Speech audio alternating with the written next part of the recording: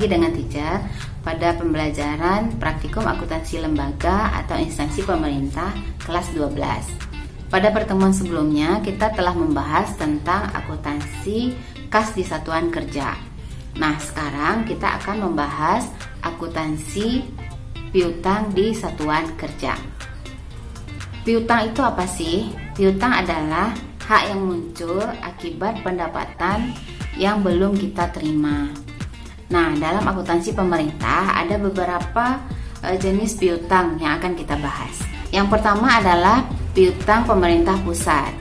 Piutang pemerintah pusat berasal dari pajak dalam negeri dan pajak perdagangan internasional.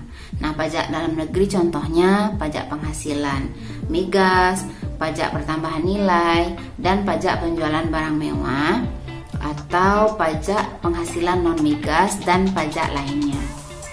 Kalau dari pajak perdagangan internasional, contohnya ada bea masuk dan pajak ekspor. Nah, bea masuk ini adalah biaya yang dibayarkan oleh importir karena melakukan kegiatan pembelian dari luar negeri. Sedangkan kalau pajak ekspor adalah pajak yang dibayarkan oleh eksportir karena aktivitas penjualan ke luar negeri. Jenis piutang berikutnya adalah piutang atas penerimaan negara bukan pajak atau disingkat dengan PNBP. Nah, kalau PNBP ini bersumber dari penerimaan sumber daya alam, bagian pemerintah atas laba BUMN, dan surplus Bank Indonesia. Lalu ada lagi penerimaan negara bukan pajak lainnya. Penerimaan negara bukan pajak lainnya ini bisa jadi dari penerimaan yang bersifat umum. Contohnya penjualan aset negara yang sudah tidak terpakai lagi atau aset yang rusak lalu dijual, maka hasil penjualannya dikelompokkan ke dalam penerimaan negara bukan pajak lainnya. Lalu selanjutnya penerimaan yang bersifat fungsional.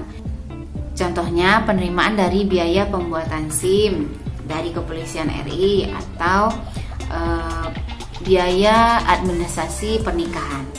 Selanjutnya ada lagi pendapatan Badan Layanan Umum, adalah penerimaan atas produk layanan yang diberikan kepada masyarakat dan dapat langsung digunakan oleh instansi tersebut.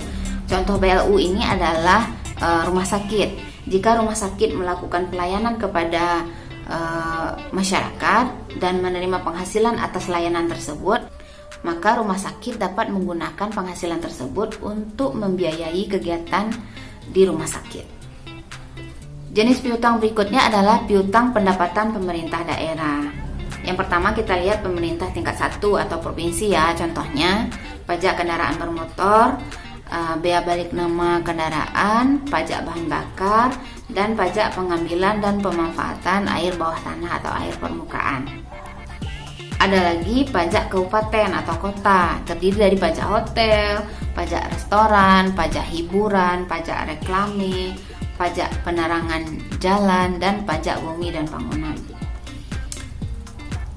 Lanjut, jenis piutang yang keempat adalah piutang retribusi daerah. Apa itu retribusi? Retribusi adalah pungutan daerah sebagai pembayaran atas jasa atau pemberian izin tertentu yang khusus disediakan atau diberikan oleh pemerintah daerah. Contohnya jasa umum seperti biaya cetak KTP, akta catatan sipil, ada lagi jasa parkir, dan piutang lain-lain pendapatan asli daerah yang sah. Contohnya penjualan kekayaan daerah. Lalu ada lagi piutang hasil pengelolaan kekayaan yang dipisahkan. Dan jenis piutang yang kelima adalah piutang transfer atau dana perimbangan. Nah, kalau dana perimbangan ini sudah kita bahas pada pertemuan sebelumnya ya. Berikut Ananda dapat perhatikan adalah klasifikasi piutang. Piutang dapat diklasifikasikan sebagai piutang pendapatan, piutang lainnya, piutang penyisihan, sebagaimana terdapat di gambar ya. Berikutnya yang akan kita bahas adalah akuntansi pengakuan dan pengukuran piutang. Yang pertama, pengakuan piutang pemerintah. Piutang dapat diakui pada saat diterbitkannya dokumen yang sah berupa surat ketetapan atau telah diterbitkannya surat penagihan atau sampai akhir periode akuntansi piutang masih belum dilunasi. Transaksi yang menimbulkan hak untuk menagih adalah transaksi pungutan, transaksi peringatan, transaksi transfer, transaksi tuntutan kerugian. Selanjutnya kita akan membahas pengukuran piutang pemerintah. Yang pertama, piutang pendapatan. Nah, piutang pendapatan diukur sebesar nilai yang belum dilunasi. Selanjutnya adalah piutang pemberian pinjaman. Diukur sebesar pengeluaran kas daerah untuk pinjaman tersebut ditambah biaya bunga dan biaya-biaya lainnya sesuai dengan perjanjian atau kesepakatan. Selanjutnya ada lagi piutang dari penjualan, ada piutang yang muncul karena kemitraan, piutang transfer, piutang yang timbul dari pemberian fasilitas, dan piutang ganti rugi. Penyajian piutang dalam neraca. Sebagaimana sifat dari piutang, piutang itu adalah aset lancar. Maka dalam neraca akuntansi pemerintah, piutang ada di posisi aset, yaitu aset lancar. Berikut adalah contoh soal tentang akuntansi piutang di satuan kerja. Berikut adalah transaksi yang terjadi pada SKPD Kabupaten Bersemi tahun 2019. Data tersaji dalam ribuan rupiah. Ada 5 transaksi di contoh soal ini. Untuk tanggal 5 Januari dan tanggal 10 Januari 2019 itu tentang penetapan piutang PBB dan retribusi. Lalu tanggal 30 Juni penerimaan pembayaran PBB. Tanggal 25 Oktober penerimaan pembayaran retribusi. Dan yang terakhir 31 Desember adalah penyesuaian tentang penyisihan piutang tidak tertagih. Baiklah, kita akan coba menyelesaikan soal tersebut. Di sini kita sandingkan langsung antara jurnal LO dan jurnal realisasi anggaran ya, supaya kita dapat membandingkannya atau melihat perbedaannya. Yang pertama itu tanggal 5 Januari 2019 penetapan piutang PBB pedesaan dan perkotaan. Maka kita mendebetkan piutangnya dan mengkreditkan pendapatan PBB pedesaan dan perkotaan LO. Begitupun untuk soal nomor 10, piutang retribusi parkirnya kita debetkan dan pendapatan retribusi parkirnya kita kreditkan. Untuk jurnal LRA-nya tanggal 5 dan tanggal 10 tidak dibutuhkan jurnal atau tidak dilakukan penjurnalan. Untuk tanggal 30 Juni 2019 adalah penerimaan piutang PBB pedesaan dan perkotaan. Maka untuk mencatatnya, kita debetkan kas di bendahara penerimaan dan kita kreditkan piutang PBB pedesaan dan perkotaan. Untuk tanggal 25 Oktober 2019 caranya sama, karena itu kita menerima piutang retribusi. Maka kita debetkan kas di bendahara penerimaan dan kita kreditkan piutang retribusinya. Untuk tanggal 31 itu adalah penyesuaian untuk beban penyisihan piutang tidak tertagih. Maka debetnya beban penyisihan piutang pendapatan dan dikredit penyisihan piutang pendapatan. Untuk jurnal LRA-nya tanggal 30 Juni 2019 kita debetkan perubahan sal dan kita kreditkan pendapatan PBB pedesaan dan perkotaan LRA. Lalu tanggal 25 Oktober 2019 kita debetkan perubahan sal dengan mengkreditkan pendapatan retribusi parkir tepi jalan umum LRA. Dan 31 Desember 2019 tidak perlu ada penjurnalan.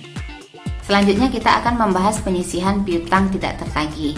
Sama halnya dengan sifat piutang pada umumnya, piutang pada akuntansi pemerintah atau piutang pemerintah juga ada yang tidak tertagih, sehingga perlu dilakukan pengakuan pencatatan penyisihan piutang tidak tertagih. Nah, penyisihan piutang tidak tertagih ini dapat dilakukan berdasarkan umur piutang atau jumlah yang sudah ditetapkan, atau penentuan besarnya persentase penyisihan piutang harus berdasarkan kebijakan akuntansi pemerintah pusat maupun pemerintah daerah. Biasanya diklasifikasikan berdasarkan kualitas piutangnya. Kalau piutang tersebut kualitasnya lancar, maka persentasenya 0,5%, kurang lancar 10%, diragukan 50%, atau kategori macet atau benar-benar tidak bisa ditagih adalah 100%. Berikut adalah contoh soal tentang penyisihan piutang tidak tertagih. Pada soal terlihat data piutang dan persentase penyisihan piutang tidak tertagihnya berdasarkan umur masing-masing, dan total penyisihan piutang tidak tertagihnya adalah 725.000. Maka pada tanggal 31 Desember 2019 kita mencatat penyesuaian beban penyisihan piutang pendapatan di debit dan penyisihan piutang pendapatannya di kredit. Jika kita ambil contoh, terdapat piutang yang benar-benar sudah tidak bisa ditagih, misalnya yang umur 2-5 tahun, itu sebesar 50% persentasenya dengan nominal 500.000. Kita menerima kabar kalau piutang tersebut tidak bisa dilunasi, maka kita akan mencatatnya dengan mendebitkan penyisihan piutang pendapatan dan mengkreditkan piutang sebesar 500.000. Jika piutang yang sudah dihapus tadi diterima kembali, maka tugas kita adalah menghidupkan kembali piutang tersebut dengan cara mendebitkan piutang dan mengkreditkan penyisihan piutang pendapatan. Sehingga pada saat penerimaan kembali piutang tersebut, kita akan mendebitkan kas di bendahara penerimaan dan piutang di posisi kredit. Nah, bagaimana anak-anak? Bisa dipahami piutang untuk satuan kerja? Jika ada pertanyaan atau ada yang tidak dipahami, boleh hubungi teacher secara langsung ya, atau nanti kita juga akan bahas dalam Google Meeting. Baiklah, demikian saja materi kita hari ini. Sampai jumpa pada materi berikutnya. Bye-bye.